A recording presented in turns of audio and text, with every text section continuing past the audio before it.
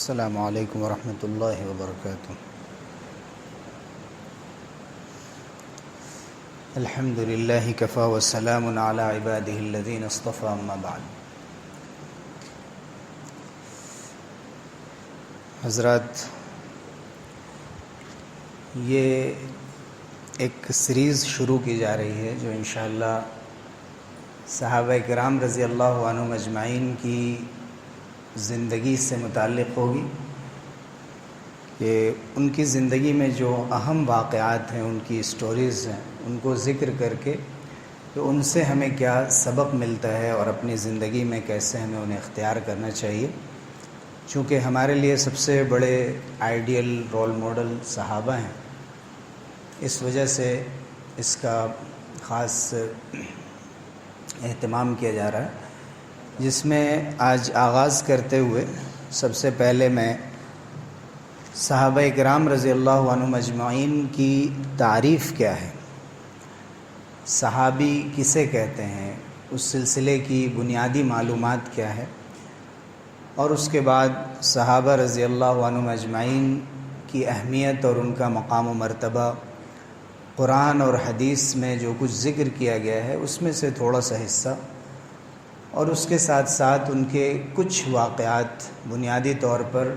جو ان کی زندگی میں ہمیں عام طور سے نظر آتے ہیں ان کا بھی ذکر کرتے ہوئے انشاءاللہ اس کا آغاز کریں گے۔ سب سے پہلی بات جو ہمیں جاننی چاہیے وہ یہ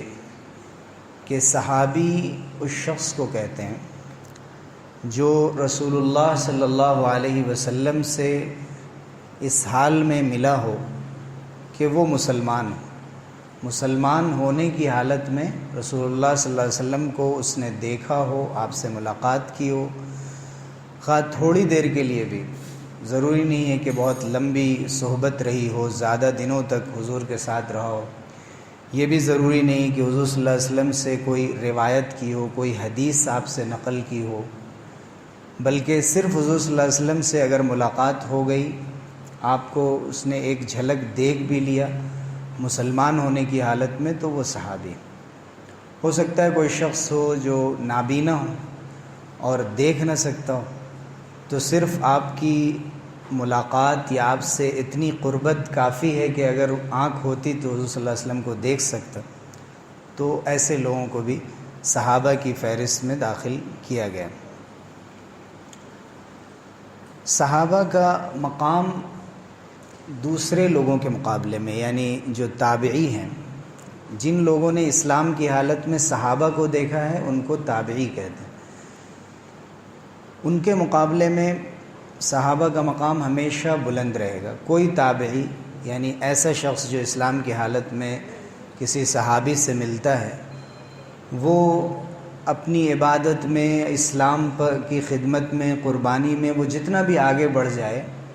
وہ صحابہ کی اہمیت اور ان کی شان کو نہیں پا سکتا۔ اس کے بعد امت میں جتنے بھی اولیاء ہیں، صوفیاء ہیں، علماء ہیں،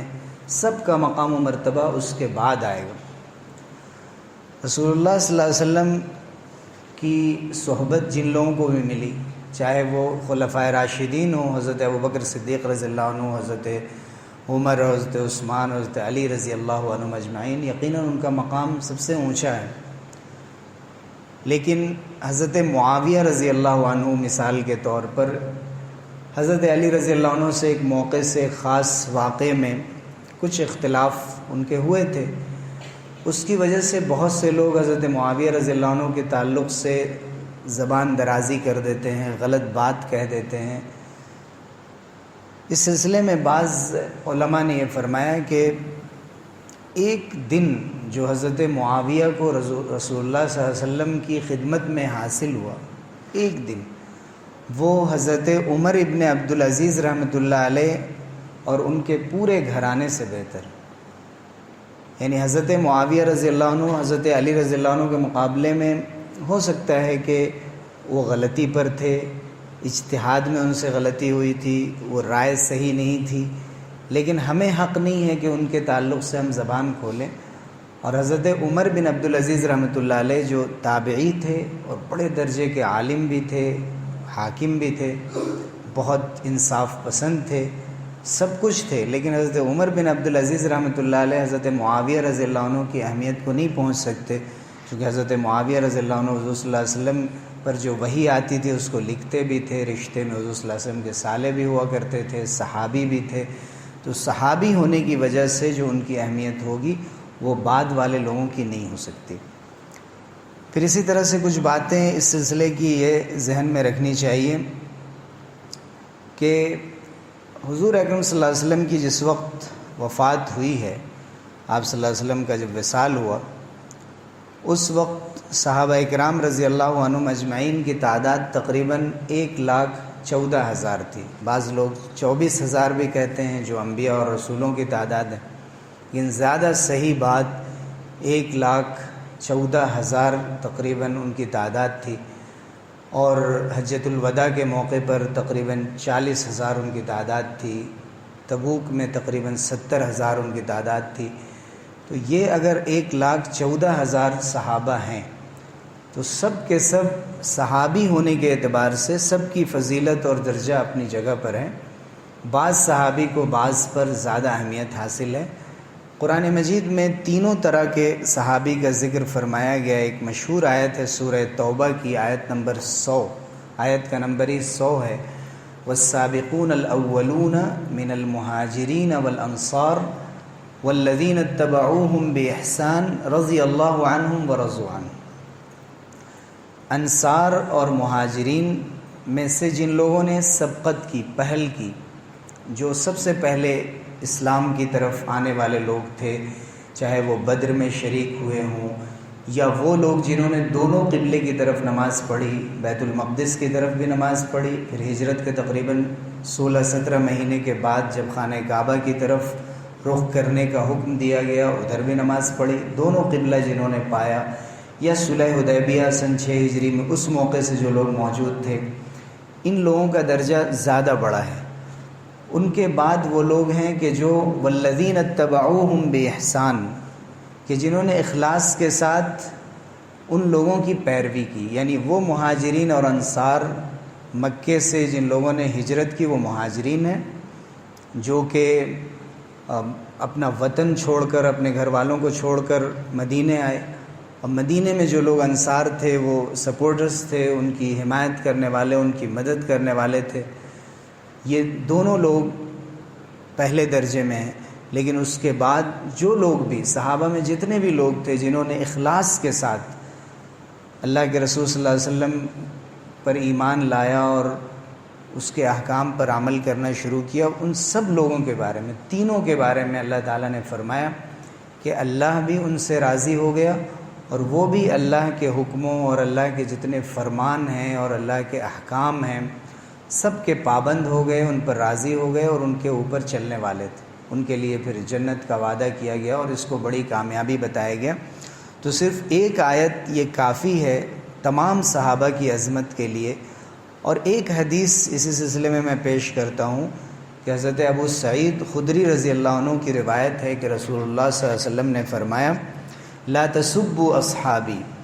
میرے صحابہ کو برا بھلا مت کہنا۔ بعض جگہوں پر یہ آیا کہ میرے صحابہ کے سلسلے میں مجھے تکلیف مت پہنچاؤ یا اس بارے میں مجھ سے بات کرنا چھوڑ دو۔ فلو ان احدکم انفق مثل احد ذهبا ما بلغ مد احدهم ولا نصیفہ، اس ذات کی قسم جس کے قبضے میں میری جان ہے، اگر تم میں سے کوئی ہر دن احد پہاڑ کے برابر بھی سونا خرچ کرے تو ان میں سے یعنی صحابہ میں سے کسی کے ایک مد یا آدھے مد کے برابر بھی نہیں ہو سکتا۔ ایک مد ایک پرانے دور کا وزن تھا جو تقریباً آج کے زمانے میں 800 گرام کے برابر ہوتا ہے۔ تو حضور اکرم صلی اللہ علیہ وسلم نے فرمایا کہ تم احد پہاڑ کے برابر بھی سونا خرچ کر دو تو صحابہ نے جو خرچ کیا ہے وہ تھوڑی سی مقدار کے برابر بھی اس کا درجہ نہیں ہو سکتا، اس لیے کہ وہ اسلام کے سب سے پہلے حامی تھے، اسلام کی اور اسلام کے احکام پر چلنے والے اور اس کو دنیا بھر میں لے کر جانے والے اور قربانی دینے والے لوگ تھے۔ ان کا درجہ اس سلسلے میں نہیں پایا جا سکتا۔ اس کے علاوہ قرآن مجید میں تقریباً 100 آیتوں سے زیادہ ایسی آیتیں ہیں کہ جن میں حضور اکرم صلی اللہ علیہ وسلم پر وہ آیات نازل ہوئیں جن میں صحابہ کی تعریف کی گئی یا ان کے بارے میں کوئی اہمیت بتائی گئی، اور حدیث میں تو جگہ جگہ ان کا تذکرہ کیا گیا۔ میں ان میں سے چند چیزوں کا ذکر کرتا ہوں۔ صحابہ اکرام رضی اللہ عنہم اجمعین کے سلسلے میں سب سے پہلے تو یہ دیکھنے کی چیز ہے کہ اللہ تعالیٰ نے ان کو چنا تھا، منتخب کیا تھا۔ حضرت عبداللہ ابن مسعود رضی اللہ عنہ فرماتے ہیں کہ اللہ تعالیٰ نے بندوں کے دلوں میں جھانک کر دیکھا، نظر فی قلوب العباد فوجد قلب محمد صلی اللہ علیہ وسلم خیر قلوب العباد۔ رسول اللہ صلی اللہ علیہ وسلم کے دل کو سب سے بہترین دل پایا۔ ظاہر ہے کہ یہ سب اللہ کے علم میں تھا کہ کس کا دل کیسا ہے، لیکن ایک ضابطہ جیسے ہوتا ہے کسی چیز کو چننے کا، جانچنے کا، دیکھنے کا، پرکھنے کا، اللہ تعالیٰ اسی طریقے پر کسی بھی کام کو کرتے ہیں۔ تو فرمایا گیا کہ اللہ تعالیٰ نے حضور صلی اللہ علیہ وسلم کے دل کو چن لیا، فاصطفاہ لنفسی، اپنے لیے چن لیا اور ان کو رسول بنا دیا، نبی بنا دیا۔ پھر بندوں کے دلوں پر نظر ڈالی رسول اللہ صلی اللہ علیہ وسلم کے دل کے بعد، تو حضور صلی اللہ علیہ وسلم کے صحابہ کے دلوں کو اس لائق پایا کہ ان کو اپنے نبی کے وزیر بنا دیں، یعنی صحابہ کو رسول اللہ صلی اللہ علیہ وسلم کا وزیر بنایا گیا۔ ان کا جیسے حضرت عیسیٰ علیہ السلام کے حواری ہوتے تھے، ان کے خاص لوگ، خاص شاگرد، خاص ان کے ساتھی، ان میں صحابہ کرام کو اللہ تعالیٰ نے منتخب فرمایا۔ یقاتلون علی دینہ، جو اللہ کے دین کے لیے اپنی جان تک قربان کر سکتے ہیں۔ مسند احمد کی یہ روایت ہے اور یہ صحیح درجے کے قریب یہ روایت ہے۔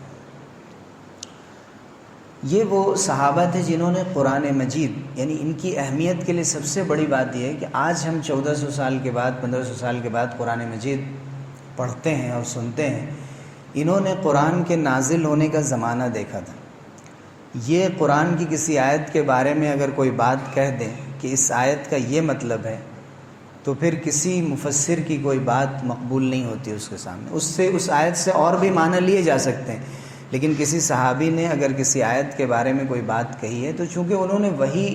نازل ہونے کے زمانے کو دیکھا ہے، حضور کی صحبت میں بیٹھے ہیں، ان کو معلوم تھا کہ اس آیت کا بیک گراؤنڈ کیا ہے، پس منظر کیا ہے۔ جیسے ایک مشہور آیت ہے، وَأَنفِقُوا فِي سَبِيلِ اللَّهِ وَلَا تُلْقُوا بِأَيْدِيكُمْ إِلَى التَّهْلُكَةِ، کہ اللہ کے راستے میں خرچ کرو اور اپنے آپ کو ہلاکت میں مت ڈالو، یعنی اپنے آپ کو برباد مت کرو۔ تو بعض لوگوں نے اس کا یہ مطلب سمجھا کہ جہاد میں شریک ہونا گویا اپنی جان دینے جیسا ہے، اپنے آپ کو خطرے میں ڈالنا ہے۔ تو حضرت ابو ایوب انصاری رضی اللہ عنہ جب قسطنطنیہ، آج جو استنبول کا علاقہ ہے، جب مسلمانوں کے لشکر نے اس پر حملہ کیا تھا، اس میں حضرت ابو ایوب انصاری رضی اللہ عنہ بھی تھے۔ تو مسلمانوں نے جب دشمنوں پر حملہ کیا، اس وقت ایک شخص اکیلا ان لوگوں کے دشمنوں کے لشکر میں داخل ہو گیا، اکیلا اس میں داخل ہو گیا، اور اقتحم کا لفظ آیا، یعنی ان کے بیچ میں جا گھسا۔ اس کی ہمت اور بہادری ایسی تھی، اور ظاہر ہے کہ وہ کوئی نہ کوئی صحابی تھے۔ تو لوگوں نے کہا کہ بھئی یہ کیا کر رہے ہو، یہ شخص تو اپنی جان دے رہا۔ تو حضرت ابو ایوب انصاری رضی اللہ عنہ نے فرمایا کہ یہ آیت ہمارے بارے میں نازل ہوئی ہے، انصار کے بارے میں نازل ہوئی ہے۔ جب اللہ تعالیٰ نے اپنے نبی کی مدد کی اور اسلام کو غلبہ عطا کیا، تو ہم نے یہ کہا کہ بھائی اب تو اسلام غالب ہو گیا ہے، چلیں اب ہم اپنے مال کو ٹھیک کرتے ہیں، فتح کے بعد ہم جشن مناتے ہیں، اپنے کاروبار میں لگ جاتے ہیں۔ تو اس وقت یہ آیت نازل ہوئی کہ اللہ کے راستے میں خرچ کرو اور اپنے آپ کو ہلاکت میں مت ڈالو۔ یعنی حضرت ابو ایوب انصاری رضی اللہ عنہ فرما رہے ہیں کہ اس کا مطلب یہ ہے کہ جب تم اللہ کے راستے میں قربانی دینا چھوڑ کر اپنے کاروبار میں، اپنی دنیا میں لگ جاؤ گے، تو یہ ہے اپنے کو برباد کرنا، یہ ہے خود کو ضائع کرنا۔ اللہ کے دین کی مدد کرنا اور اس کے لیے بہادری کے ساتھ آگے بڑھنا، یہ کامیابی کی بات ہے۔ اور آیت کے ظاہری مفہوم سے ایسا لگ رہا ہے کہ اپنے کو خطرے میں نہیں ڈالنا چاہیے۔ یہ اور بات ہے کہ اس کے آداب ہیں، ہر چیز کے احکام ہیں، لیکن صحابہ کرام رضی اللہ عنہم اجمعین کا جو جذبہ تھا، جو ان کے اندر سے جو ایک طرح کی ان کا اعتماد تھا اسلام کے اوپر، جو ان کا یقین تھا، یہ اس کی سب سے بڑی دلیل ہے۔ تو جس وقت لوگ سمجھ رہے تھے کہ اپنے کو خطرے میں ڈالنے کا مطلب ہے کہ اسلام کے لیے آگے بڑھ کر اپنے کو پیش کرنا یہ مطلب ہے، تو انہوں نے بتایا کہ نہیں، اس راستے کو چھوڑ کر اپنی دنیا میں لگ جانا گویا اپنے کو تباہ کر لینا ہے، یہ اس آیت میں فرمایا جا رہا ہے۔ اسی طرح سے صحابہ کرام کی ایک تو خصوصیت یہ تھی کہ وہ وحی کو سمجھ رہے تھے کہ کہاں پر کون سی چیز نازل ہوئی، یہ فضیلت کسی کو حاصل نہیں۔ دوسری ایک اہم بات یہ ہے کہ انہوں نے جو پہلے اسلام لانے والے صحابہ تھے بالکل ابتدا میں، انہوں نے جاہلیت کا زمانہ بھی دیکھا تھا، اگنورنس کا زمانہ، جب اسلام نہیں آیا تھا لوگ جہالت میں پڑے ہوئے تھے۔ اور جاہلیت جب ہم کہتے ہیں اسلام کے آنے سے جسٹ پہلے کا جو زمانہ ہے، تو اس کا یہ مطلب نہیں کہ وہاں علم نہیں تھا، وہاں پر علم تھا۔ اس زمانے کا جو علم ہو سکتا ہے، شاعری تھی وہاں، ستاروں کے بارے میں بہت سارا علم تھا، تاروں کو دیکھ کر وہ راستے کو پہچانا کرتے تھے، بہت سی چیزیں ان کو معلوم تھیں، لیکن ان کے اندر حلم نہیں تھا، بردباری نہیں تھی، جھکاؤ نہیں تھا، تواضع نہیں تھی، اخلاق نہیں تھے۔ تو اصل چیز جو جاہلیت میں نہیں تھی وہ اخلاق، اسلام نے آ کر اخلاق سکھائے۔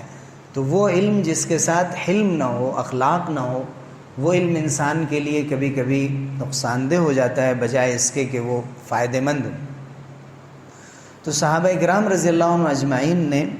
دونوں کو دیکھا تھا، جاہلیت کے زمانے کو بھی، جو خاص طور سے جو سینئر صحابہ تھے۔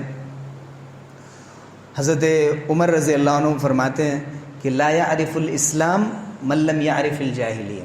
کہ جس نے جاہلیت کو نہیں سمجھا اس نے اسلام کو بھی نہیں سمجھا،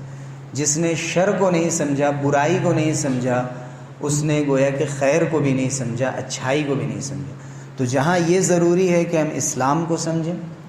وہاں یہ بھی ضروری ہے کہ اپنے ارد گرد پائے جانے والے جو دوسرے مذاہب ہوتے ہیں، جو دوسری تہذیبیں ہوتی ہیں، جو ازمز ہوتے ہیں، ان کو سمجھ کر ہم ان کے خطرات سے بچنے کی کوشش کریں۔ صحابہ کی یہ بھی بہت بڑی خصوصیت تھی۔ اس کا یہ مطلب نہیں تھا کہ ان کے درمیان چلے جائیں، ان کی تہذیب اختیار کر لیں، لیکن ان کی تہذیبوں کے جو غلط اثرات ہیں ان کو جان کر، ان سے بچتے ہوئے، اسلام کی اہمیت کو سمجھ کر اور زیادہ اپنے کو اسلام سے جوڑنے کی کوشش کریں، اور یہ دکھائیں کہ اسلام کیوں اہم ہے اور کیوں زیادہ ضروری ہے، اس کے مقابلے میں جو دوسری جتنی بھی تہذیبیں اور مذاہب ہیں ان کے اندر انسانیت کو لے کر ساتھ چلنے کی صلاحیت نہیں ہے، اس کو واضح کریں۔ تیسری ایک اہم اور جو خصوصیت تھی ان کے درمیان، وہ اخوت تھی، ایمانی اخوت، آپس میں ایمان کی بنیاد پر ان کا بھائی بھائی ہونا۔ سب سے پہلی چیز جس کا ہم نے ذکر کیا کہ وحی کے نزول کے زمانے میں وہ موجود تھے۔ دوسری بات یہ ہے کہ جو سینئر صحابہ تھے انہوں نے نہ صرف اسلام کو سمجھا تھا بلکہ اسلام مخالف تحریکات کو بھی اور تنظیموں کو اور سب چیزوں کو سمجھا تھا، اور اس وجہ سے ان کا اسلام پر، اللہ اس کے رسولوں پر ایمان اور یقین زیادہ تھا۔ تیسری بات یہ ہے کہ ان کے اندر ہزار جھگڑے تھے قبیلوں کے، ہزار طرح کے اختلافات تھے، اس کے باوجود جب وہ ایمان کے لیے، ایمان کی بنیاد پر جمع ہو گئے تو پھر ان کے درمیان کبھی کبھی ایسی محبت ہمیں نظر آتی ہے جو سگے بھائیوں میں بھی نظر نہیں آتی۔ چونکہ حضور صلی اللہ علیہ وسلم جب آپ مہاجرین ہجرت کر کے مدینہ آئے، اور حضور صلی اللہ علیہ وسلم خود بھی آئے تھے، تو مختلف قبیلوں کے لوگ تھے، لیکن حضور نے سب سے پہلا کام کیا کیا؟ مؤاخات، کہ ان کو بھائی بھائی بنا دیا، اور اس بھائی بھائی کا درجہ اتنا بڑھ گیا کہ تاریخ میں اس کی کوئی مثال نہیں ملتی۔ بھائی ایک مسافر آتا ہے، کوئی ایک اجنبی آتا ہے، اسٹرینجر آتا ہے، تو آپ اس کے لیے ایک وقت زیادہ سے زیادہ کھانے کا انتظام کر دیتے ہیں یا اور کچھ کر لیتے ہیں۔ خیر اب تو یہ بھی دور نہیں رہا، اگر مسجد میں کوئی اجنبی آ جائے، ہم سب لوگ اپنی اپنی نمازیں پڑھ کے نکل جاتے ہیں، پتہ بھی نہیں ہوتا ہے کہ کون اجنبی آیا، کوئی مہمان ہے، کسی کو کھانے کی ضرورت ہے۔ یہ کلچر ہمارے درمیان سے رخصت ہو گیا۔ پہلے ہمارے یہاں مسجدوں میں دیکھ لیا جاتا تھا کہ کوئی اجنبی تو نہیں آیا ہوا ہے، کسی کو کوئی ضرورت تو نہیں ہے۔ کبھی ایسا ہوتا ہے، ہمارے ارد گرد ہاسپٹل سے علاج کے لیے بہت سے لوگ آتے ہیں، یہاں ایک دو بار دیکھا گیا تو ایسے لوگ ملے، ان کے لیے انتظام کیا گیا۔ تو یہ ضرورت ہوتی ہے کہ اس طرح کی خبر گیری کی جائے۔ صحابہ کرام رضی اللہ عنہم کا حال کیا تھا کہ حضور نے جب بھائی بھائی بنا دیا تو یہ نہیں کہ رسمی طور پہ کہا کہ آپ میرے بھائی ہیں، بلکہ کہا کہ دیکھیے یہ مال ہے میرا، میرے پاس 2 بیویاں ہیں مثلا، ان میں جو زیادہ خوبصورت ہیں آپ کہیں میں ان کو طلاق دے دیتا ہوں، آپ ان سے شادی کر لیں، چونکہ آپ اب سب کچھ چھوڑ کر آئے ہیں، یہ میرا مال ہے، اس میں سے آپ آدھا لے لیں۔ یہ اعلیٰ درجے کا اخلاق ہے جس کی ہم زبان سے بیان تو کر رہے ہیں، لیکن دنیا میں نہ اس کی کوئی نظیر ملتی ہے، نہ آج ملے گی، نہ آئندہ کبھی ملے گی، لیکن ہمارے لیے ایک نمونہ ہے کہ ہم کوشش تو کریں اس کے آس پاس جانے کی، کہیں قریب ایک شوق تو اپنے اندر پیدا کریں۔ حضرت عبد الرحمن بن عوف رضی اللہ عنہ فرماتے ہیں کہ جب ہم مدینے آئے، جو سب سے مالدار صحابی تھے حضرت عبد الرحمن بن عوف رضی اللہ عنہ، تو رسول اللہ صلی اللہ علیہ وسلم نے ایک مہاجر صحابی اور ایک انصاری صحابی دونوں کے درمیان بھائی چارہ قائم کر دیا تھا۔ تو سعد ابن ربیع رضی اللہ عنہ جو انصاری صحابی تھے اور حضرت عبد الرحمن بن عوف جو مہاجر تھے، دونوں کے درمیان حضور صلی اللہ علیہ وسلم نے مؤاخات کرا دی۔ تو حضرت سعد بن ربیع کہتے ہیں کہ میں انصار میں سب سے زیادہ مال والا تھا، میرے پاس بہت مال تھا، تو میں نے عبد الرحمن بن عوف سے کہا کہ دیکھو میرے پاس مال کی کمی نہیں ہے، میں تمہارے لیے آدھا مال تقسیم کر دیتا ہوں، آدھا تم لے لو، آدھا میں رکھ لیتا ہوں۔ اور جیسا میں نے ابھی ذکر کیا کہ انہوں نے اپنی اہلیہ کے بارے میں بھی یہی بات کہی کہ جب یہ تمہارے لیے حلال ہو جائیں گی طلاق اور عدت کے بعد تو تم ان سے شادی بھی کر سکتے ہو، اور چن لو اس میں زیادہ جو تمہیں پسند ہے۔ حضرت عبد الرحمن بن عوف رضی اللہ عنہ کے اخلاق تھے کہ انہوں نے کہا کہ بھائی یہ تو بہت اعلیٰ درجے میں اپنے اخلاق پیش کر رہے ہیں، لیکن میں ان کے گھرانے کو کیوں ڈسٹرب کروں، جیسا چل رہا اپنا نظام چلتا رہے۔ انہوں نے استغنا اور بے نیازی جو ایک مومن کی صفت ہونی چاہیے انہوں نے ذکر کیا، لا حاجت لی فی ذالک، نہ آپ کے مال کی مجھے ضرورت ہے، نہ آپ کے گھرانے میں مجھے کوئی دلچسپی ہے۔ حل من سوق فیہ تجارہ، کیا یہاں کوئی بازار ہے جہاں کاروبار ہوتا ہو، مجھے بازار کا راستہ بتا دیں تو میں جا کر وہاں کاروبار کر لیتا ہوں اور اپنا مال بڑھا لیتا ہوں۔ تو یہ بھی بہت اہم سبق ہے۔ دونوں صحابی نے ایک ایک بات پیش کی، ایک نے تعاون کا سب سے اعلیٰ نمونہ پیش کیا اور ایک نے حلال کمانے کا جو سب سے بہتر راستہ ہو سکتا ہے اس کا نمونہ پیش کیا کہ مشکل ترین حالت میں بھی انہوں نے کہا کہ میں بے نیازی کے ساتھ خود کفیل ہو کر رہنا چاہتا ہوں اور اس کے لیے مجھے تجارت کے لیے راستہ بتاؤ۔ صحابہ کی ایک بہت اہم صفت یہ تھی کہ وہ ایک دوسرے کی خبرگیری کرتے تھے، خیریت پوچھتے تھے، تفقد احوال کہتے ہیں اس کو علمی زبان میں، کہ خبر رکھتے تھے بھئی کوئی بیمار، جیسے مسجد میں کوئی نہیں آیا کسی نماز میں، کہیں وہ بیمار تو نہیں ہے، کوئی اور مسئلہ تو نہیں ہے، چونکہ ہمیشہ ایسا نہیں ہوتا ہے کہ کوئی نہیں ہے تو وہ سفر پہ ہوگا یا کوئی خوشی کی حالت میں ہی ہوگا، اچانک کبھی کسی کے ساتھ کوئی مصیبت کوئی مسئلہ پیش آ جاتا ہے، تو اگر ہم خیریت پوچھتے رہیں، خیریت معلوم کرتے رہیں تو اس سے ہمیں حقیقت حال سے واقفیت ہوتی ہے اور ہم اس پوزیشن میں ہوتے ہیں کہ ہم ان کے لیے کچھ کر سکیں۔ تو صحابہ کرام رضی اللہ عنہ اجمعین بھی ایک دوسرے کی خبرگیری بھی کرتے تھے، اور اگر کوئی بات دیکھتے تھے کہ مناسب نہیں ہے تو بتا بھی دیتے تھے کہ یہ چیز صحیح نہیں، اس کو ٹھیک کرنے کی ضرورت ہے۔ جیسے حضرت سلمان فارسی رضی اللہ عنہ جب حضرت ابو دردہ رضی اللہ عنہ کے پاس مہمان بن کر گئے اور انہوں نے حضرت ابو دردہ کی اہلیہ پر ان کی نظر پڑی تو انہوں نے دیکھا کہ کوئی کپڑے بالکل معمولی اور دیکھنے میں غربت کے آثار، اور ایسا لگ رہا ہے کہ شوہر دھیان نہیں دیتے ہیں بالکل۔ تو حضرت سلمان فارسی کے بارے میں حضرت سلمان فارسی نے ان کی اہلیہ سے پردے سے پوچھا کہ کیا ابو دردہ گھر میں نہیں رہتے ہیں، کیا کرتے ہیں، ان کا معمول کیا ہے؟ کہا وہ تو پوری رات تہجد میں رہتے ہیں اور ہر روز روزہ رکھتے ہیں۔ تو وہ سمجھ گئے پوری بات۔ تو حضرت سلمان فارسی حضرت ابو دردہ کے ساتھ انہوں نے کہا کہ رات آج ہم ساتھ رہیں گے دونوں بھائی، اور رات میں حضرت ابو دردہ جب تہجد کے لیے اٹھنا چاہتے تو کہتے ابھی آرام کرو، ابھی وقت، پھر اٹھنا چاہتے پھر کہتے ابھی آرام کرو۔ پھر جب آخری پہر آیا تو کہا چلو میں بھی تہجد پڑھوں گا، تم بھی تہجد پڑھو۔ دونوں نے تہجد کی نماز پڑھی، پھر ان کو انہوں نے نصیحت کی کہ دیکھو تمہارے گھر والوں کا بھی تمہارے اوپر حق ہے، مہمانوں کا بھی حق ہے، تمہارا خود اپنی صحت اور تمہارے جسم کا حق ہے، یہ بھی کرو وہ بھی کرو، صرف ایک طرف مت ہو جاؤ۔ تو دین کا جو اعتدال ہے، میانہ روی ہے، وہ ان کو انہوں نے سمجھایا۔ حضرت سلمان فارسی رضی اللہ عنہ نے گویا گھر والوں کا حق بھی بتایا، اللہ تعالیٰ کا حق بھی بتایا، اور میانہ روی اور اعتدال کو سکھایا۔ تو یہ اسلام کی خوبصورتی ہے کہ یہاں کسی بھی ایک چیز میں کوئی ایکسٹریم نہیں ہے کہ ایک پہلو پہ آپ چلے جائیں، بلکہ ہر چیز کو اس کا حق دینا یہ اصل اسلام پر عمل کرنا ہے. یہ بھی صحابہ اکرام رضی اللہ عنہم کی بہت اہم شان تھی. اسی طرح سے رسول اللہ صلی اللہ علیہ وسلم نے جب خدمت، صحابہ اکرام کی ایک اہم صفت کیا تھی؟ خدمت کرنا، دین کے کاموں میں شریک ہونا. مثلا حضور صلی اللہ علیہ وسلم نے جب ایک زمین اپنی مسجد کے لیے، مسجد نبوی کے لیے جب چنی تو لوگوں نے کہا جن کی زمین تھی کہ اللہ کے رسول ہم آپ کو ہبہ کر دیتے ہیں. پھر جب مسجد بننے لگی تو سب کے سب کھڑے ہو گئے کہ ہم سب مل کر بنائیں گے. ایسا نہیں تھا کہ صرف مزدور رکھ لیے جائیں اور کام کر لیے جائے، ایک مبارک کام ہے. تو سب لوگوں نے اپنے ہاتھوں سے اینٹیں اٹھائیں. رسول اللہ صلی اللہ علیہ وسلم خود اس میں شریک ہوئے. حضرت عمار رضی اللہ عنہ 2 اینٹیں ایک ساتھ اٹھا رہے تھے اور صحابہ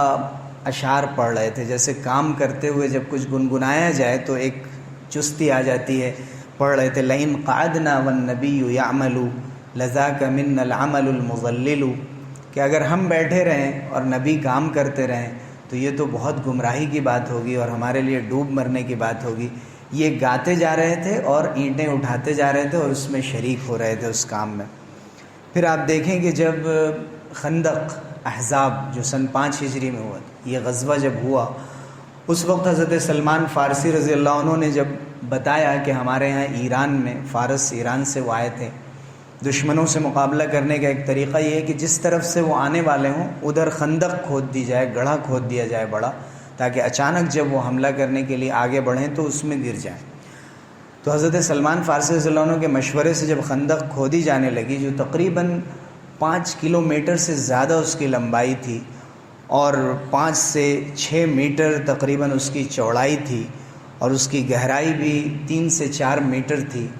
اتنے لمبے خندق کو 7 سے 10 دنوں کے اندر صحابہ نے جب تیار کیا تھا اور پیٹ پر پتھر بندھے ہوئے تھے، تو آپ سوچ سکتے ہیں کہ اس وقت کوئی ایسی چیزیں بھی نہیں تھی جن سے آسانی سے یہ کام کیا جا سکے. یہ سارے کام وہ کر رہے تھے اور ساتھ میں گنگناتے تھے نحن الذین بایعوا محمدا علی الجہاد ما بقینا ابدا. ہم ہی وہ لوگ ہیں جنہوں نے محمد سے بیعت کی ہے کہ ہم جب تک زندہ رہیں گے اللہ کے راستے میں قربانیوں پر اور جہاد پر گزاریں گے، ہم اس سے کبھی پیچھے ہٹنے والے نہیں. یعنی کھانے کو روٹی نہیں ہے، غذا میسر نہیں ہے، اتنا مشکل کام کرنا پڑ رہا ہے، اور جوش اور جذبے کا حال یہ ہے اور اسلام کی مدد کے جذبے کا یہ حال یہ ہے کہ وہ اس طرح کے اشعار پڑھا کرتے تھے. تو انہوں نے مسجد کو گویا کہ صرف ایک عبادت کی جگہ نہیں بنائی تھی، بلکہ اس کے ساتھ ساتھ کمزوروں کے لیے اور مہمانوں کے لیے رہنے کا، کبھی اگر ضرورت پڑی تو ایک ٹھکانہ اور ایک مہمان خانے کے طور پہ بھی اس کو استعمال کیا، سیکھنے سکھانے کی ایک جگہ کے طور پر استعمال کیا، جہاں ڈیلیگیشنز کا استقبال ہوا کرتا تھا، جہاں پر اسلام کے دفاع کے لیے اور اسلام کو فیور کرنے کے لیے اشعار پڑھے جاتے تھے. حضرت حسان ابن ثابت رضی اللہ عنہ کو ممبر پر بٹھا کر اسلام کی اہمیت اور عظمت پر اور اللہ کی اور اللہ کے رسول کی نصرت کے لیے لوگوں کو ابھارا جاتا تھا. اور بھی بہت سے ایسے واقعات ہیں جو اس سلسلے کے ہیں. خدمت کا جذبہ، قربانیوں کا جذبہ، محنت کرنے کی عادت، جسمانی محنت، مال کے ذریعے سے اپنی قربانی پیش کرنا، اپنی جان کو لگانا. اس کے ساتھ ساتھ ایک اہم صفت ان کی یہ تھی کہ وہ ایک دوسرے کو ترجیح دیتے تھے. یعنی جب مہمان آ گئے تو زیادہ تر ہم مہمان ایک ساتھ بیٹھ جاتے ہیں، لیکن اگر ہمارے یہاں عام طور سے تہذیبیں بہت بدل گئی ہیں، خاص طور سے ہمارے شہروں کی، کہ ہم لوگ یہ تو ہوتا ہے کہ اگر کوئی مہمان آ جائیں تو ان کی ضیافت کے لیے انتظام کر دیں گے، کھانے منگوا لیں گے، یہ ہوٹل میں ان کو کھلا دیں گے، لیکن اپنے گھر لے جا کر اپنے ساتھ کھانے پہ شریک کرنے میں جو ضیافت ہوتی ہے، جو مہمان نوازی ہوتی ہے اور جو مہمان کا دل خوش ہوتا ہے کہ آپ ذرا ہلکے درجے کا کھانا بھی، جس کو اردو زبان میں کہتے ہیں کہ ماحضر پیش کر دینا، جو حاضر ہو وہ پیش کر دیا. اصل مہمان نوازی یہ ہوتی، نہ یہ کہ بہت اعلیٰ درجے کا کھانا ہو لیکن آپ نے اپنے نوکر سے کہا کہ ان کو کھانا پہنچا دو، اور ایک یہ ہے کہ آپ نے اپنے بیٹے کو اس کی خدمت میں لگا دیا کہ ان کو کھانا کھلائے. دونوں میں بہت فرق ہوتا ہے. دل جیتنا، خدمت کے لیے کھڑے ہو جانا ایک الگ چیز ہے. یہ مسلمانوں کی اصل پہچان تھی. اور صرف کھانے کا انتظام کرا دیا گیا، یہ تو کسی کے لیے بھی، اجنبی کے لیے کر دیا جاتا ہے، اس میں محبت کا وہ اظہار نہیں ہو. اللہ یہ کہ کوئی عذر ہو، وقت نہیں ہو، اچانک کوئی آ گیا ہو، معذرت کر دے آدمی اور کوئی انتظام کر دے تو وہ بھی بڑی بات ہے، ورنہ تو انتظام کے لیے بھی آسانی سے لوگ تیار نہیں ہوتے۔ تو حضرت ابو طلحہ انصاری رضی اللہ عنہ کے تو بہت واقعات ہیں، یہاں پر صرف اس واقعے کا ذکر کرتے ہیں کہ جب حضور صلی اللہ علیہ وسلم کے ایک مہمان ان کے پاس آ گئے اور کہا کہ اللہ کے رسول نے مجھے بھیجا ہے، تو اس وقت جب حضرت ابو طلحہ نے اپنی اہلیہ کو بتایا کہ ایک مہمان آ گئے ہیں، تو انہوں نے کہا کہ میرے پاس تو صرف بچوں کا کھانا ہے اور تو کچھ ہے بھی نہیں گھر میں۔ تو انہوں نے کہا کہ ایسا کرو، تم کھانا تیار کرو اور چراغ بجھا دینا، یعنی اس وقت جب یہ بجلی نہیں تھی اور شمع جلائی جاتی تھی، چراغ جلایا جاتا تھا، کینڈل جلائے جاتے تھے، تو کہا کہ جب مہمان کھانے لگیں تو چونکہ تھوڑا سا کھانا ہے تو بچوں کو سلا دینا، اور اگر ہم لوگ بھی دسترخوان پہ بیٹھ جائیں گے تو کھانا کم پڑ جائے گا، تو ایسا لگے، دیکھنے میں لگے کہ تم شمع کو، چراغ کو درست کر رہے ہو، کچھ خرابی آ گئی ہے، اور اسی بہانے اس کو بجھا دینا،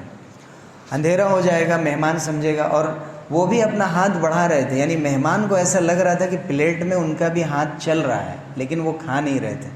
بچوں کو الگ سلا دیا، بیوی بھی بھوکی رہی، خود بھی بھوکے رہے، اور مہمان کو انہوں نے کھانا کھلا دیا۔